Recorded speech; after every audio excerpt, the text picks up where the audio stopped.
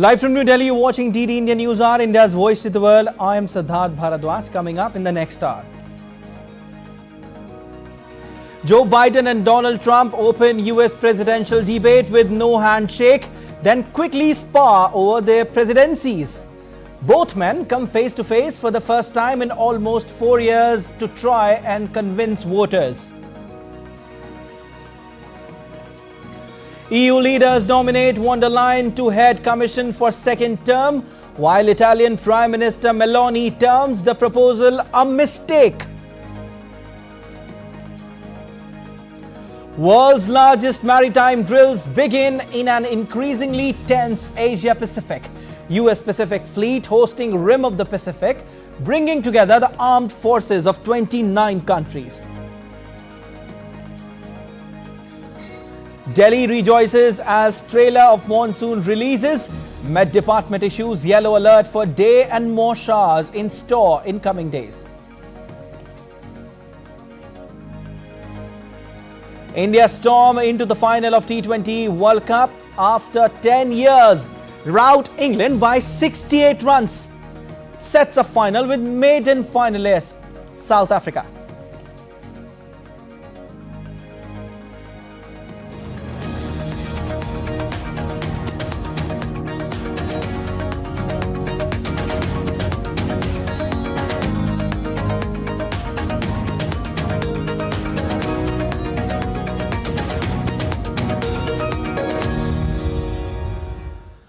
EU leaders have nominated current European Commission head Ursula von der Leyen for a second 5-year term in bloc's top job at a summit in Brussels.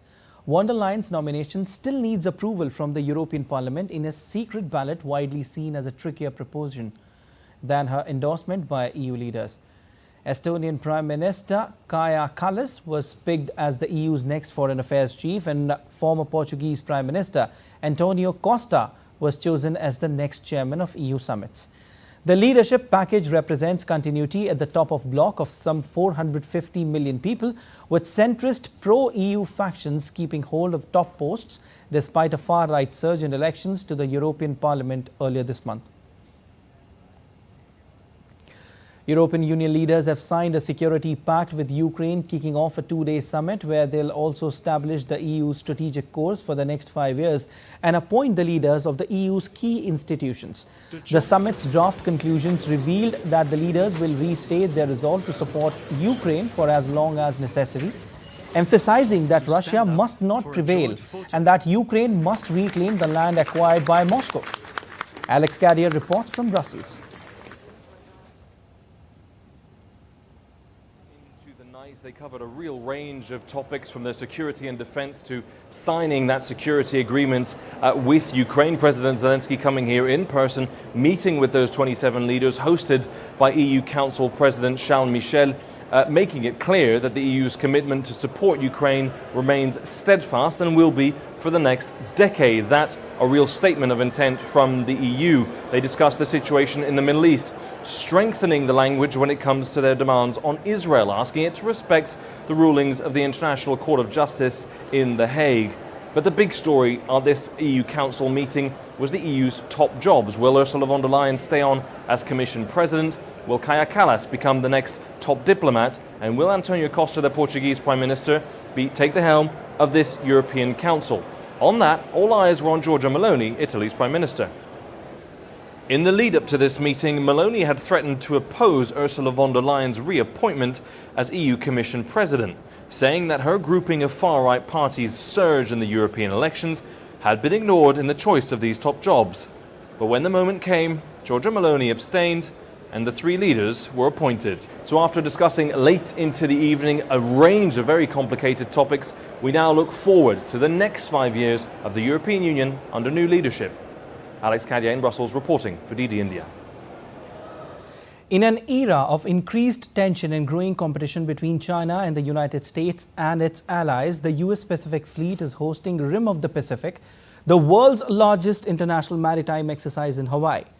Held every other year, Rim of the Pacific this year brings together the armed forces of 29 countries for 5 weeks of training, with the goal of strengthening multilateral relations and enhancing preparedness to promote a free and open Indo-Pacific. The exercise centers around combat and contingency training on land, in the air and at sea, with 150 aircraft, 40 surface ships, 3 submarines and more than 25,000 personnel conducting amphibious landings, urban combat training, anti-submarine warfare, ship sinking exercises, as well as cyber and space operations. US President Joe Biden and former President Donald Trump had their first face-off in the 2024 election cycle. The two rivals did not even shake hands as they took their positions at the podiums just feet apart in a studio with no live audience.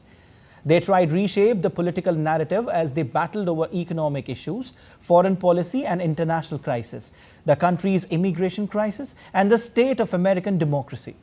The candidates kicked off the debate by slamming each other's records on the economy, immigration, foreign policy and abortion rights. The stakes were high as both men come to face for the first time in almost 4 years to try and convince voters they should back them on 5th of November. This is second time Biden, a Democrat, Trump, a Republican, challenged each other for the White House after Trump lost in 2020. Well, the debate was fiery, with both the leaders pointing fingers at each other. On the issue of abortion rights, both leaders expressed their opinions. Because they will take the life of a child in the 8th month, the 9th month, and even after birth. After birth, if you look at the former governor of Virginia, he was willing to do this. He said, we'll put the baby aside and we'll determine what we do with the baby, meaning we'll kill the baby. What happened is we brought it back to the states, and the country is now coming together on this issue. It's been a great thing. Well, this is what Biden replied on the issue of abortion after Trump's response. It's been a terrible thing, what you've done. The fact is that the vast majority of constitutional scholars supported Roe when it was decided. Supported Roe. And that's this idea that they're all against it is just ridiculous. And this is the guy who says the state should be able to have it. We're in a state where in 6 weeks, you don't even know whether you're pregnant or not, but you cannot see a doctor, and have him decide on what your circumstances are, whether you need help. The idea that states are able to do this is a little like saying we're going to turn civil rights back to the states. Let each state have a different rule. Well, on the issue of Roe versus Wade being brought back or not, Trump called the diplomats as radicals, and Biden negated the conjecture. He's willing to, as we say, rip the baby out of the womb in the 9th month and kill the baby. Nobody wants that to happen, Democrat or Republican. Nobody wants it to happen. That is simply not true. The Roe v. Wade does not provide for that. That's not the circumstance. Only if a woman's life is in danger, she's going to die. That's the only circumstance in which that can happen. But we are not for late-term abortion, period. Period. Under Roe v. Wade, you have late-term abortion. You can do whatever you want, depending on the state. You can do whatever you want. We don't think that's a good thing. We think it's a radical thing. We think the Democrats are the radicals, not the Republicans. Sure. As far as Russia and Ukraine, if we had a real president, a president that knew, that was respected by Putin, he would have never invaded Ukraine. A lot of people are dead right now, much more than people know. You know, they talk about numbers. You can double those numbers, maybe triple those numbers. He did nothing to stop it. In fact, I think he encouraged Russia from going in. I'll tell you what happened. He was so bad with Afghanistan. It was such a horrible embarrassment, most embarrassing moment in the history of our country. Biden defends Russia, Middle East and Afghanistan policies, claims Trump gave Putin free rein on Ukraine.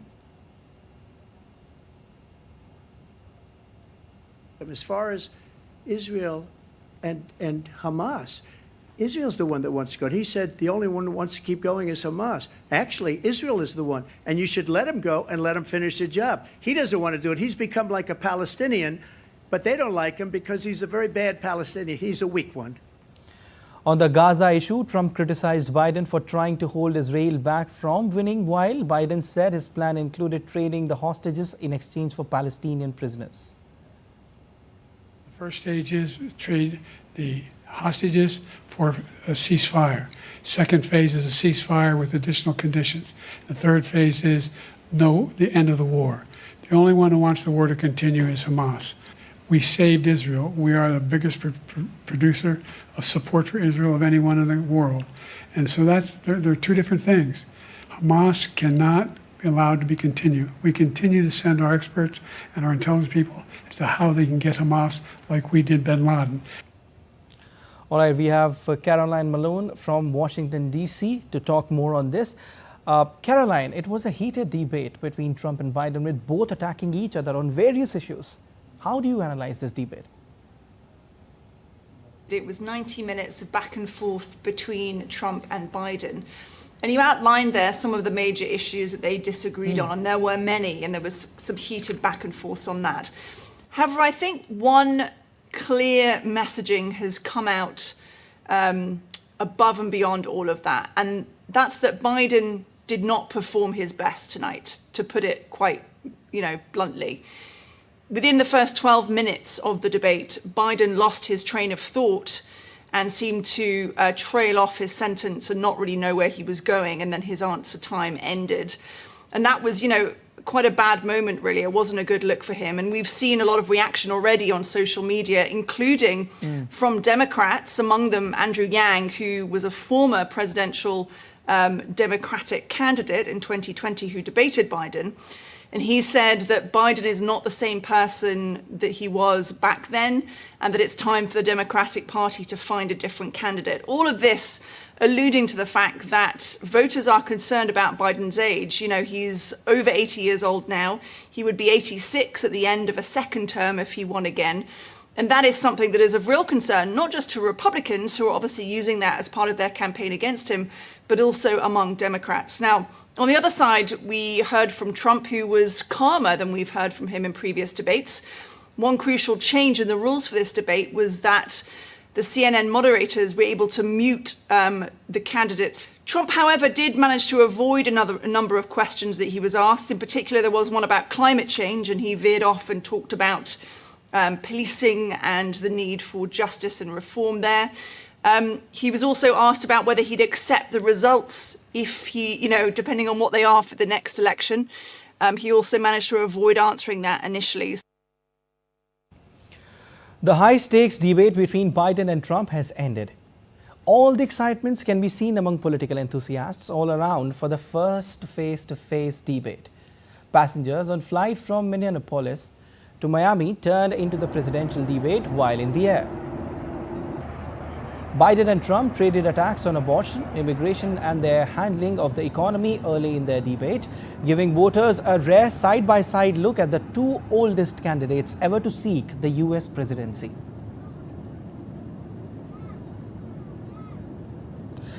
It seems this year, election season is not going to take a breather. All the major countries such as US, UK, France and international organizations such as EU are going through this period. Even India had elections just a while back.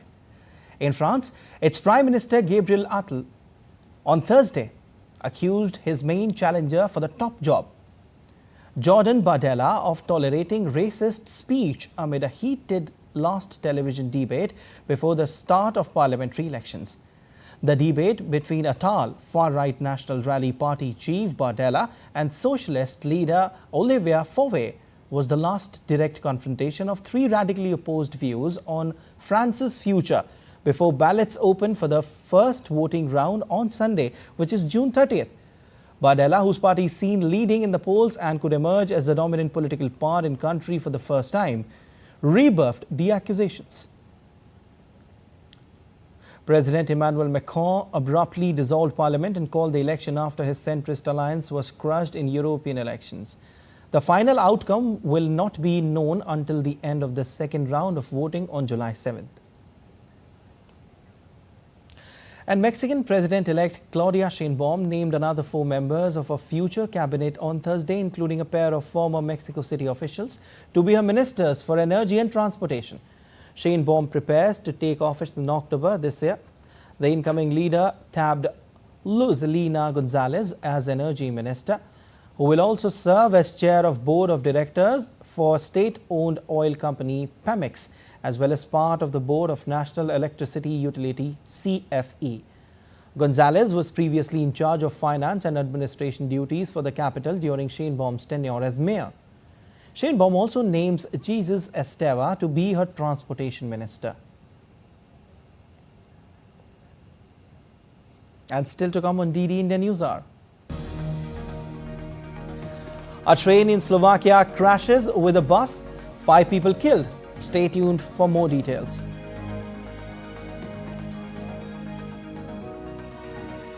And we give you a sneak peek of what happened in UK ahead of general elections there. Wildfires are once again ravaging the Arctic Circle of North Russia.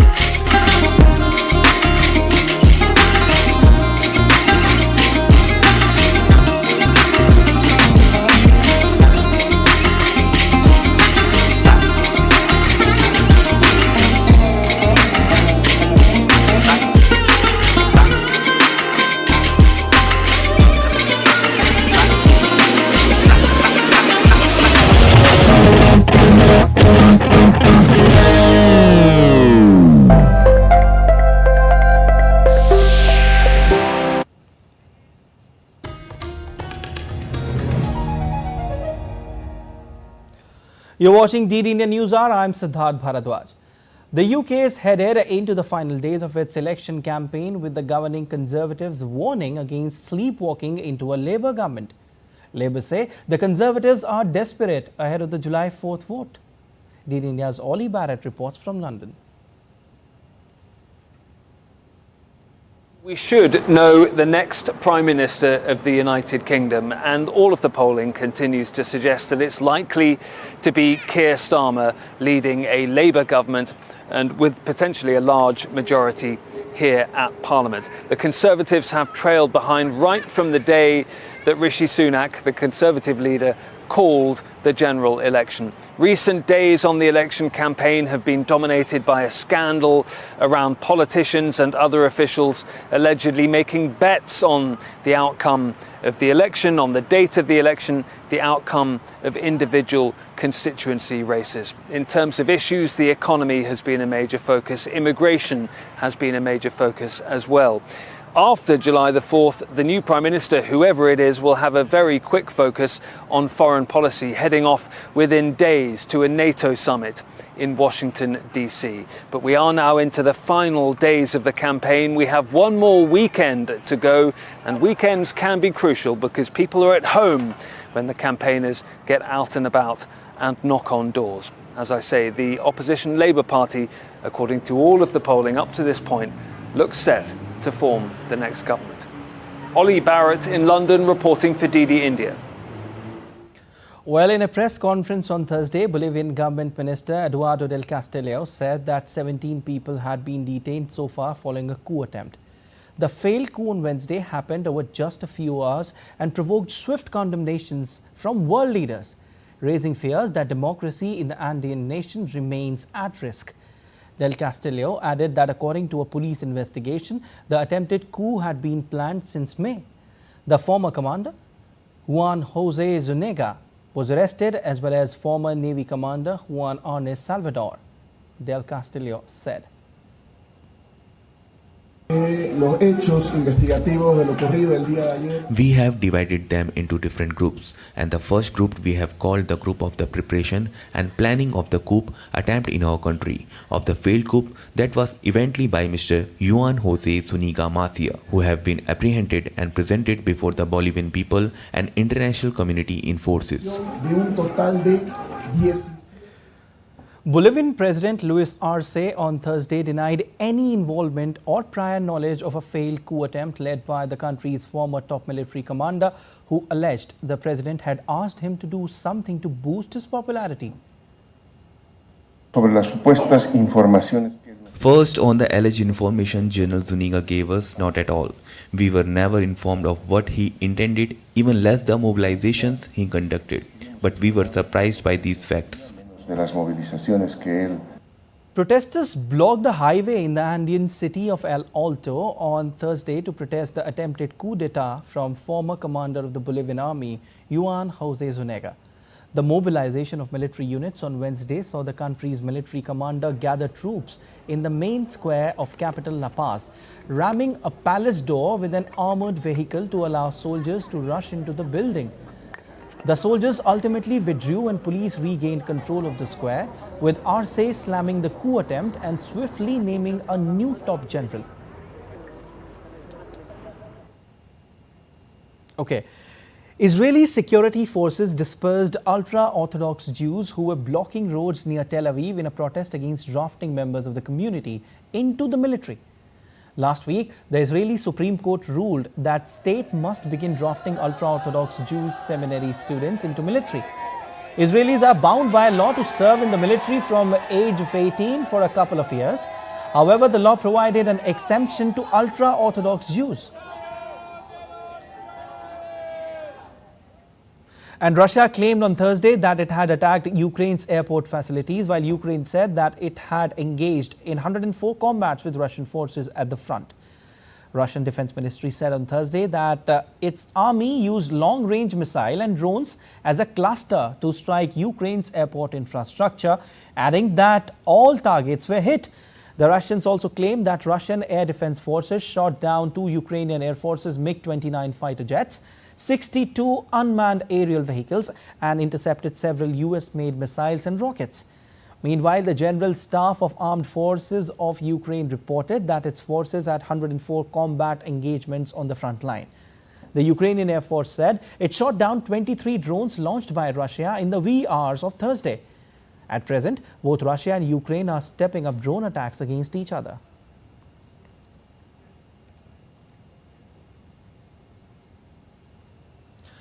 Despite the government's withdrawal of a contentious finance bill, protests continued across Kenya, highlighting deeper issues in the country. Protesters took to the streets against the bill, which was aimed at increases taxes to reduce debt. The demonstrators also demanded President William Ruto's resignation. Political analysts say that protests were merely a trigger that highlighted the deeper systematic issues that Kenyans have been facing, especially since Ruto came into power.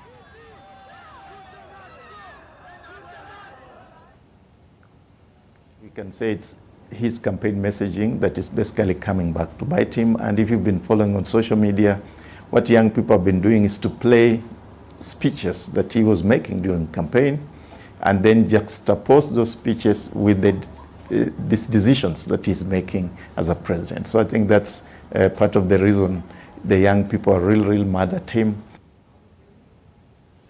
All right, and Kenyan military was deployed as some protesters vowed to occupy State House.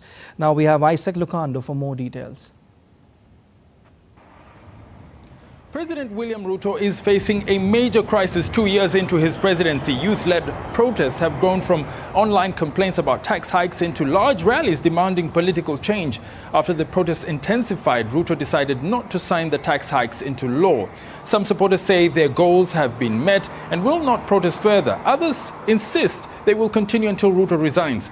Both police and the military have blocked roads to the State House and Parliament, and many shops stay closed, fearing more unrest.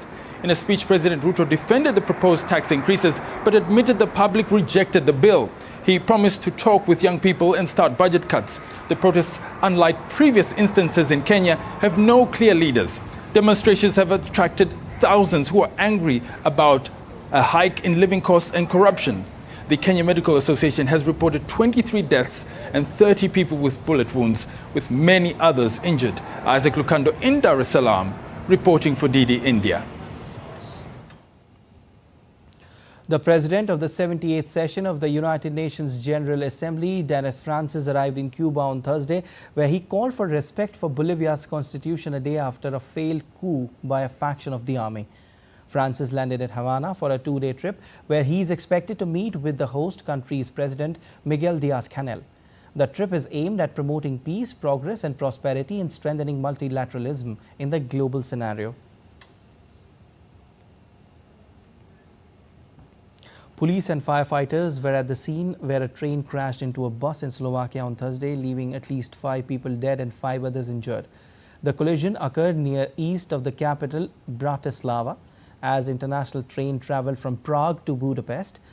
Footage shot by local broadcasters showed the train's locomotive and first carriage blackened by the smoke. And Iranians are voting for a new president on Friday following Ibrahim Raisi's death in a helicopter crash. 4 candidates are in the fray. They were vetted by a Guardian Council which oversees elections in the country. A runoff between the top 2 contenders will be held if no candidate is able to get over 50% of votes. While the poll is unlikely to bring a major shift in the Islamic Republic's policies, the outcome could influence the succession to Supreme Leader Ayatollah Ali Khamenei. Plastic bottles, tires, sofas, animal and even human remains form an island on Guatemala's 12-kilometer long lake, Amarnath. Locals, including many who depend on fishing or eat the fish from the lake, have expressed their concerns about the impact the contamination has on their livelihoods and health. The rubbish is accelerating the degradation of the lake's waters, which currently have a greenish hue. According to AMSA, 5,420 cubic meters of waste have been extracted during 2024. Contaminated waters from other rivers carrying pollutants from nearby municipalities end up in Lake Amarnath. Multiple fires broke out on a mountain in Fresno County, California. The fires were started by lightning strikes. The blaze took out some television and radio transmitters, local media reports said. Crews have continued to actively fight the blaze and are working on strengthening and improving containment lines.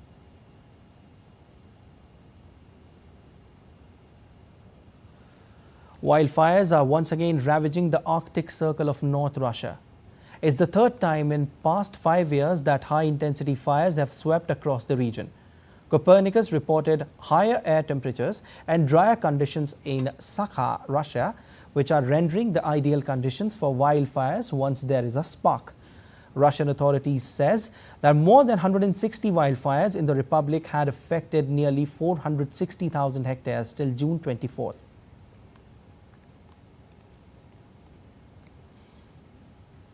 A cold snap in the south of Chile has cut off water in coastal city of Punta Arenas city.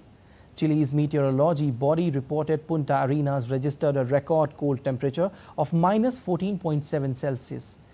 Since 1965, when records started, a polar cold wave hit the southern Magallanes and Antarctica region this week, causing freezing of the water supply. Authorities responded by providing tanks of water in the streets to give some relief to residents.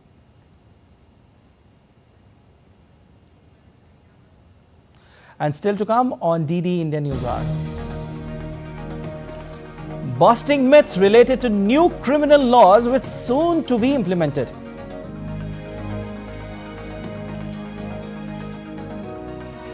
All arrangements in place for the commencement of 52-day-long Amarnath Yatra.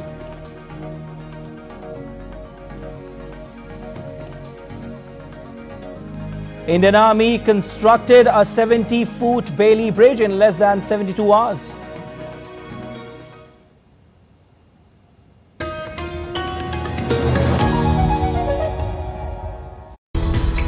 We just don't bring you the news as it unfolds. We get to the heart of the matter. We don't just present facts, we demystify complex social, political and economic events. We break stories that shape the world's present and future because you deserve the truth. I am Tanvi Taneja from New Delhi. I'm Ollie Barrett from London. I'm Nick Harper from Washington, D.C. Join us on DD India Global Monday to Friday at these times.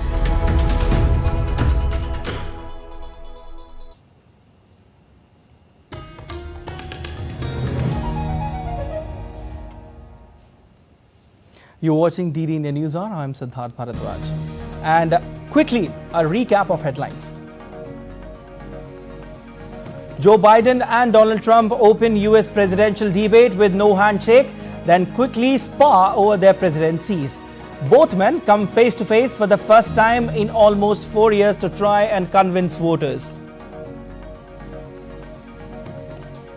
EU leaders nominate von der Leyen to head Commission for second term, while Italian Prime Minister Meloni terms the proposal a mistake.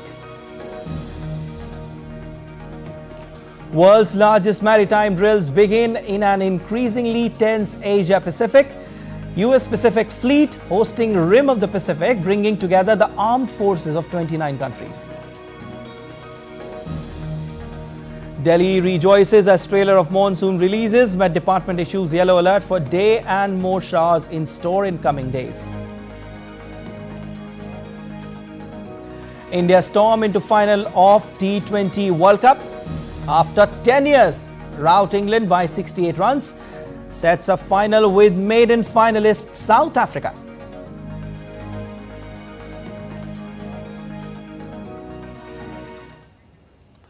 The Indian Parliament passed 3 new criminal laws: the Bharatiya Nyaya Sanhita, the Bharatiya Nagrik Suraksha Sanhita, and the Bharatiya Sakshya Adhiniyam to replace the Indian Penal Code 1860, the Criminal Procedure Code 1973, and the Indian Evidence Act 1872.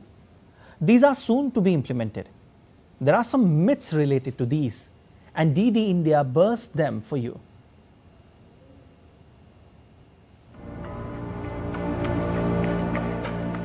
The newly enacted laws Bharatiya Nyaya Sanhita, Bharatiya Nagrik Suraksha Sanhita and Bharatiya Sakshya Act, which will completely overhaul the criminal justice system in the country, will come into effect from July 1st this year.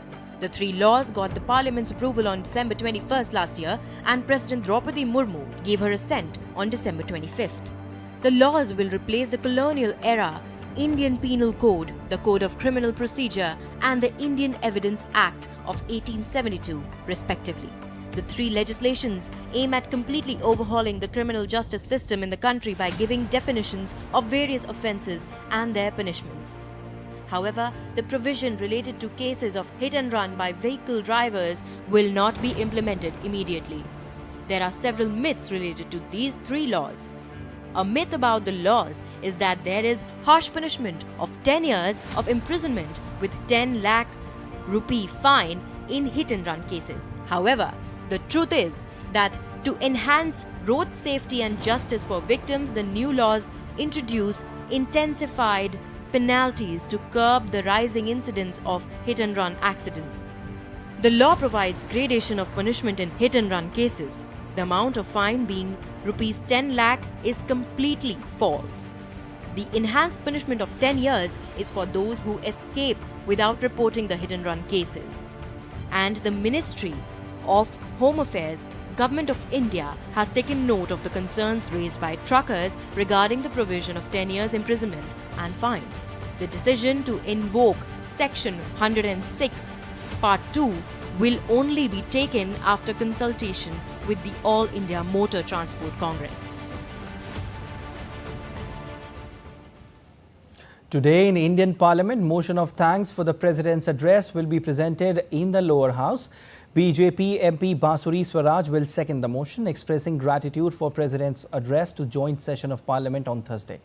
Prime Minister Narendra Modi is likely to respond on the motion of thanks on July 2nd. On Thursday, President Draupadi Murmu addressed the joint session of Parliament for the first time following the Lok Sabha elections. In her speech, she congratulated the Election Commission on successfully conducting the elections and discussed several key issues, including the violence in Northeast, an emergency imposed by the Congress government in 1975.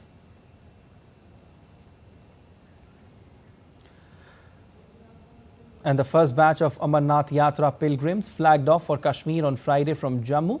Amid tight security, Lieutenant Governor Manoj Sinha flagged off the first batch of the Yatra.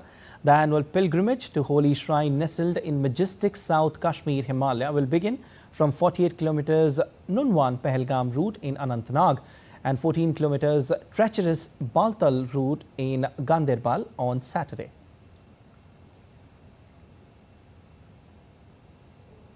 In the backdrop of fresh spate of terror attacks, the civil and police administration have made unparalleled arrangements both in terms of security, logistics, registration and other facilities to make Yatra a peaceful, incident-free and memorable experience for pilgrims.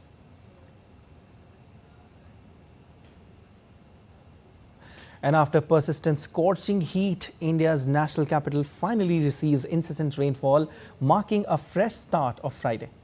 Parts of Delhi received spells of heavy rainfall, bringing much needed respite from the sweltering heat. The India Meteorological Department has forecasted the weather for next 7 days in Delhi, predicting generally cloudy skies and varying intensities of rain accompanied by gusty winds, with temperatures similar to previous day and wind speeds reaching up to 35 km per hour.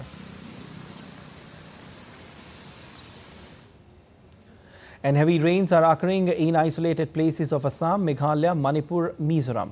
The IMD has issued orange alert for Assam. Heavy rains has led to urban flooding in Kamrup and Dibrugarh. Roads were submerged in Dibrugarh city, causing inconvenience to citizens. The number of flood-affected victims remains at 1.1 lakh.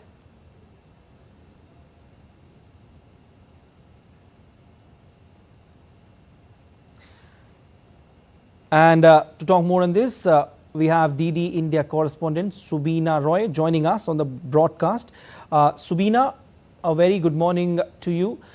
Can you tell us about the conditions there? Right, good morning. We are here in Dibrugarh and from yesterday, since yesterday there has been heavy rains.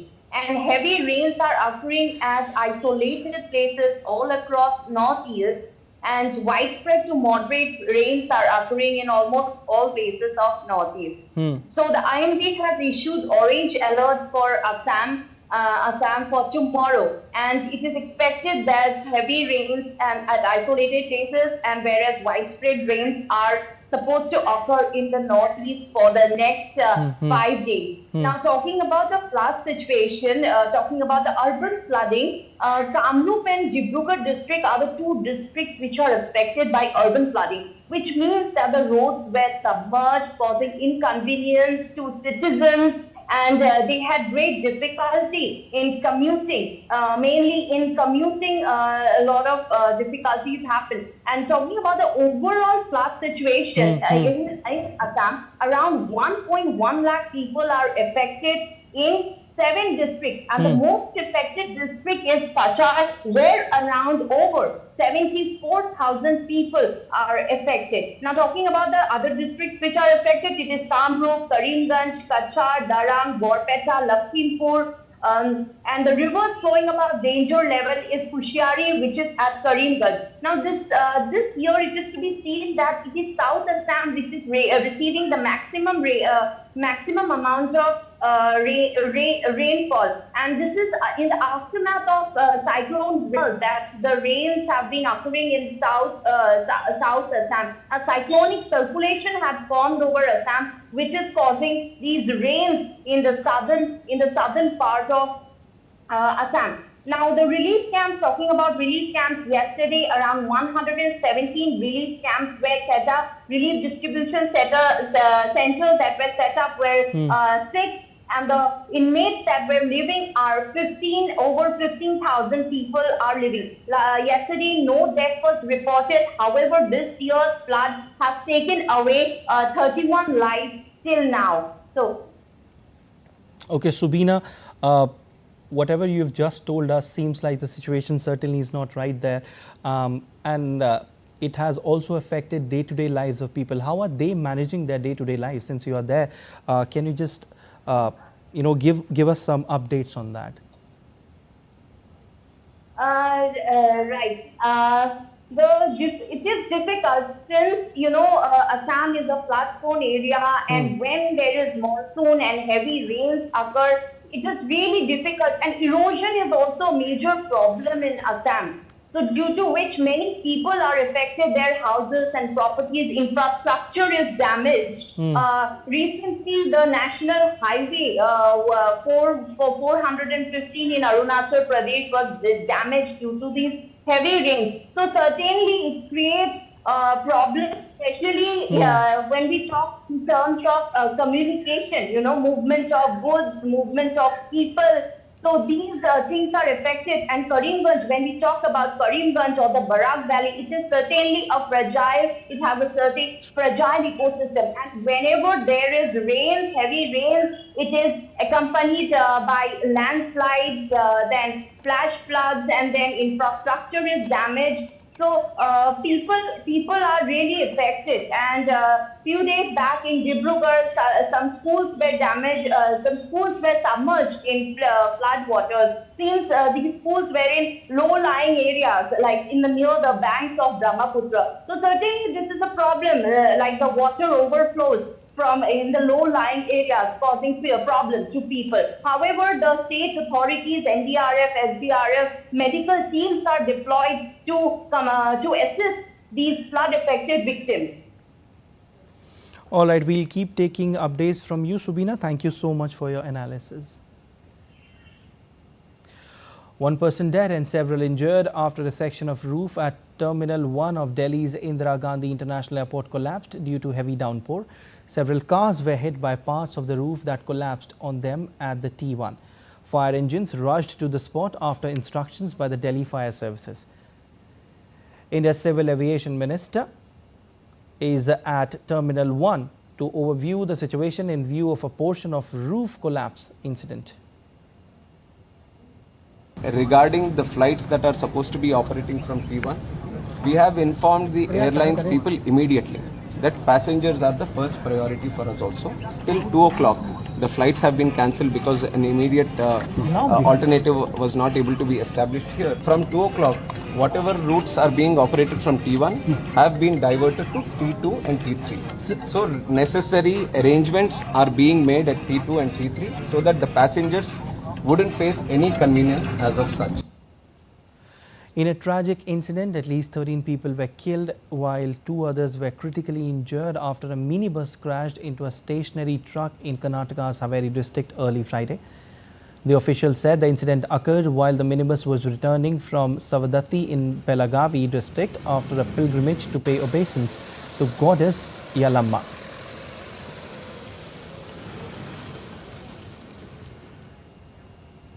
Let's take a look at other stories making news. Defense Research and Development Organization successfully conducted second flight test of indigenously developed conventional surface-to-surface missile Pralay from Dr. APJ Abdul Kalam Island off the coast of Odisha. For the first time, 2 consecutive flight tests of ballistic missile have been conducted successfully on 2 consecutive days. In a remarkable feat of engineering and efficiency, the Indian Army constructed a 70-foot Peli bridge in less than 72 hours in northeastern state of Sikkim.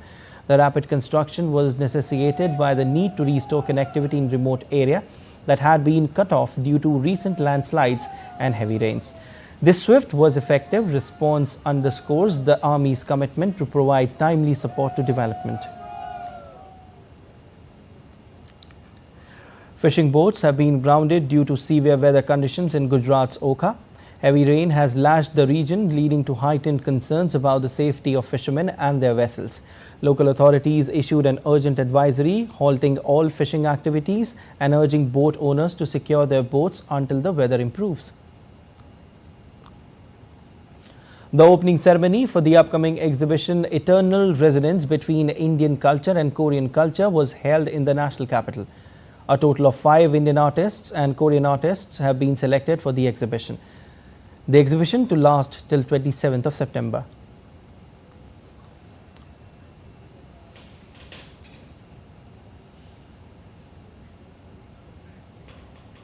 And still to come on DD India News Hour. Dollar barges past 161 yen and eyes quarterly rise. Germany set for a big weekend of football as final 16 of Euro 2024 kicks off across the country.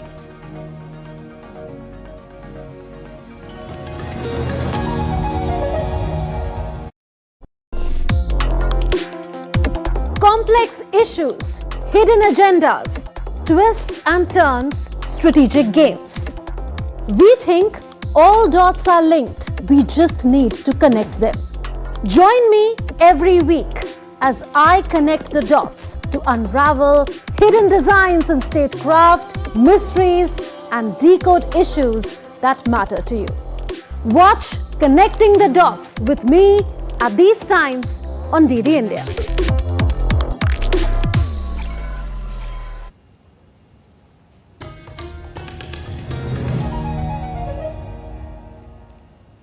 You're watching DD India News Hour. I'm Siddharth Bharadwaj. India retained its leading position in the Emerging Markets League table, achieving a composite score of 70 out of 100. This marked the 6th consecutive month that India has claimed the top spot, having held this position for 13 out of the last 15 months. The country's strong export growth and stock market performance, bolstered by robust GDP growth, have contributed to its dominance among emerging markets. The dollar was headed for a second straight quarterly gain and jumped to near 4-decade high on the battered yen in Asia trade on Friday ahead of crucial US inflation reading. Neither an overnight drop in US yields nor data showing solid consumer price gains in Tokyo could arrest the downward slide in Japan's currency, which sank to its weakest since 1986. Low Japanese interest rates have encouraged selling yen for higher yielding currencies known as carry trade. Even as Japanese yields have started to rise and Japanese officials have warned of another round of currency intervention. Financial information company S&P Global appoints an insider, Martina Chong, as CEO effective. Chong, who has held multiple leadership roles at S&P Global as the company's chief executive since 2013. S&P Global announced that retiring CEO Peterson will remain with the board until May 2025 and will be a special advisor to the company till 31st of December 2025. American multinational company Walgreens plans to close about 650 to 700 underperforming stores in the US. The company also plans to shut up 650 Boots stores in the UK and expects to record related pre-tax charges of between 3.8 billion and 4.1 billion US dollars. The drugstore operator's CEO had set in motion a complete overhaul at Walgreens through store closures and cost-cutting plan.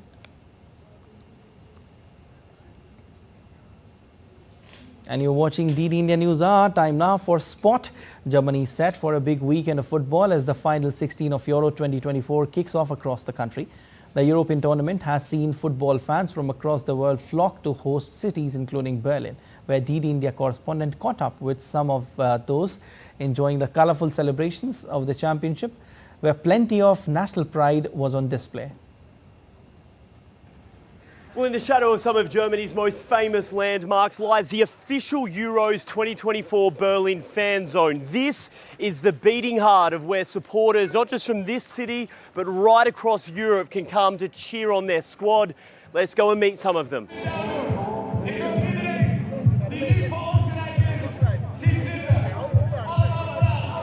How are you enjoying the visit? I like it. It's great, great people, a little bit, but good. What do you mean a bit, Explain that. Some Germans are a little bit, but... always mad. Mad, yeah. The Germans are always mad. Yeah. Well, I like them. Did you enjoy a good German schnitzel? German schnitzel, no, never. We don't eat German schnitzel, come on. Why? We only eat Austrian schnitzel. Let's go. Is that traditional dance? No, it's not traditional. Where are all the Austrians? I can't see any Austrians. You scared them all away. The other fans. Oh, they're separating you. Oh, I don't know. Because they don't want you to... Yes, I think. Yeah. Oh, well, you behave yourself, okay? Yeah, we will do. You be on your best behaviour, all of you. Yeah. Okay. Scottish supporters, is this a drink to commiserate or to celebrate? How are we feeling?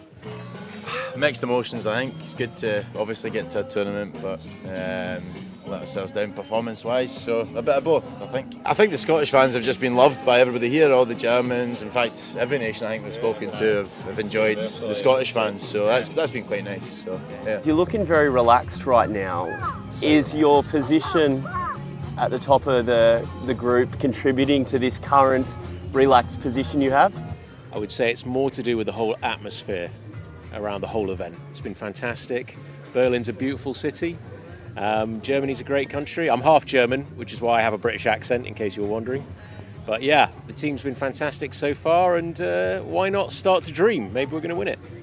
Away from the official fun and festivities, the influx of football fans also represents a big boost for business.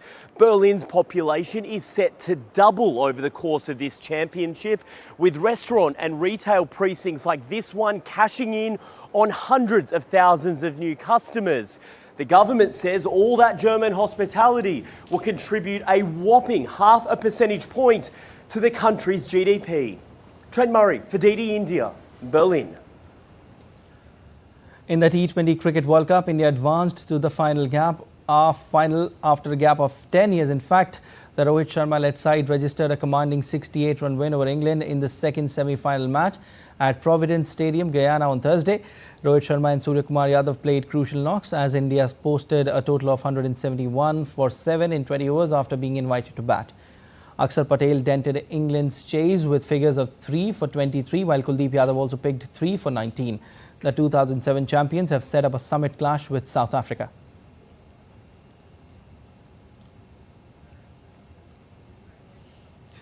And DD India correspondent Narayan Singh joins us to talk more on this. Hello Narayan, a very good morning to you. In fact, what should I say? What a match it was yesterday. How do you analyze it? Siddharth, good morning, and we can say the big win for the India, considering the fact that in the 2022 World Cup in the semi-finals they lost against England, and again in the ODI World Cup in 2023 they were there in the finals with an unblemished record, with an impeccable cricket, but at the finals they lost against an Australian side. But this time a visible difference was there in this Indian team. If you talk about throughout the tournament, they are still unbeaten, and when they won with the big margins against teams like Afghanistan and Bangladesh in the previous stages of the tournament, people were saying that the margin was big, but it is against the small countries like Afghanistan and Bangladesh. Now they defeated a formidable team and the defending champions like England with a margin of 68 runs. This shows that what kind of cricket this Indian team is playing, the new brand of cricket they has bought. If you take a look, Virat Kohli is consistently failing in this tournament, but despite of the fact he is also playing attacking cricket, he has left his comfort zone at the bay, and despite that we are seeing that this team is, we can say, that all-round team. Definitely. One thing more, Narayan, one thing which South Africa did, they just removed this tag of chokers from them. This is what they did this time around, and reaching to the finals and facing India in the finals now. How do you analyze that encounter? Definitely, if you talk about, as you said, that they played an attacking style of cricket throughout the tournament, and after 32 years and 7 attempts that they failed to be there in the finals. So it's a golden opportunity for them to just remove that chokers tag from against their name. If you take a look, we know that always there was no doubt over the potential and talent of the South African cricketers to anybody in the cricketing world. In this lineup also they have had outstanding bowlers like Rabada, Marco Jansen, Henrik Nokia, but thing is that how they execute their plans against a strong Indian batting lineup in the finals remains to be seen, and what kind of conditions do they favor the spinners or the pacers remains to be seen. If you talk about this match, particularly if the final wicket in Barbados assists the spinners, definitely it will be a big headache for the South African team. Whatever will happen, Narayan, but one thing's for sure, it's gonna be a cracker of a game. Thank you so much for your analysis. Thanks. Well, that's all for this edition of DD India News Hour, but let us know your thoughts on the news of the day. For those on the go, you can get all the latest news and updates from India and across the world on DD India mobile app. The app is available on both Android and iOS platforms. Scan the QR code on the screen to download now. We'll be back with more news as it breaks here on DD India. I'm Siddharth Bharadwaj from all of us here in Delhi. Thanks for watching DD India News Hour.